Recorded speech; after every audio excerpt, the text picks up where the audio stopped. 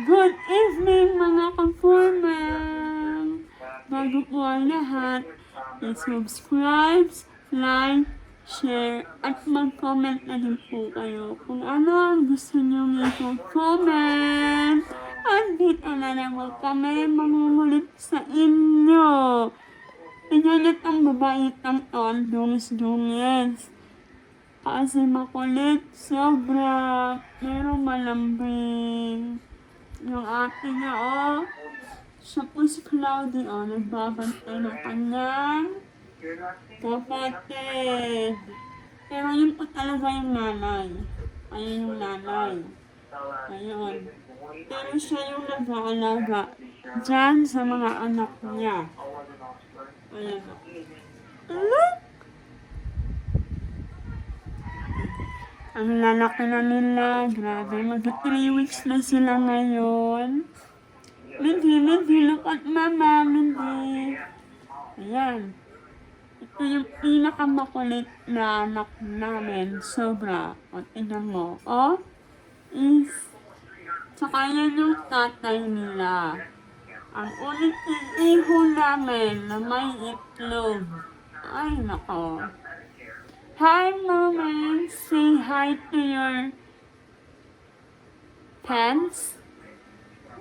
Ayan, papadede na naman siya ngayon, kaya kailangan niya magpahinga. Kailangan niya i-reserva yung kanyang dede. Grabe pawis ko ngayon. Siyempre, mainit na. Tapos na ang ulan. Ayan po. Mamaya, magdidede na sila. Kasi kakadede lang kanina. Yan, bubundat ng mga tiyan. Tignan nyo, Puro sila babae.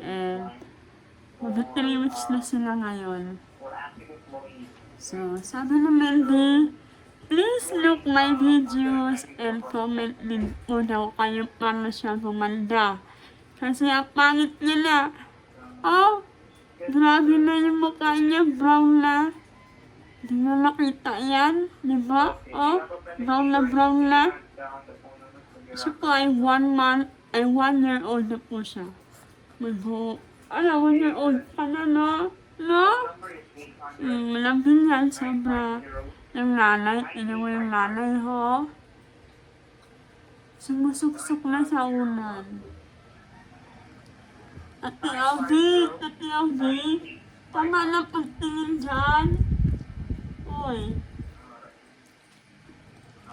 Ang ate na nagpakalanay sa kanyang mga bunsong kapatid.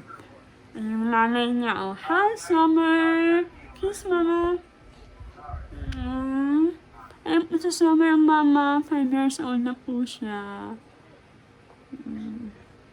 So, yun lang guys. Bye. Please like, share, and subscribe. Comment na din. Comment.